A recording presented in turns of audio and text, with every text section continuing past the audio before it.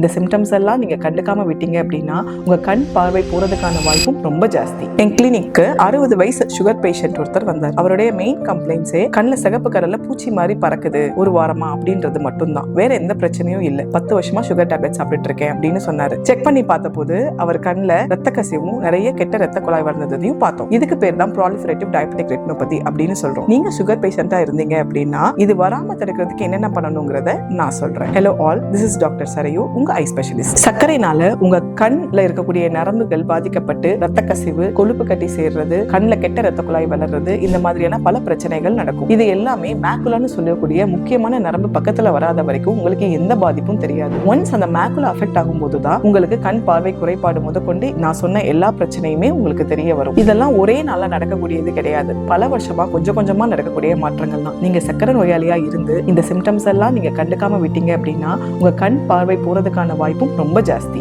வருஷத்துக்கு ஒரு முறையாவது உங்க கண் டாக்டர் கிட்ட போயிட்டு கண் மற்றும் விழித்திரையை செக் பண்ணிக்கோங்க. இதுல மேலும் டவுட்ஸ் இருந்தது அப்படின்னா மறக்காம கமெண்ட் பண்ணுங்க.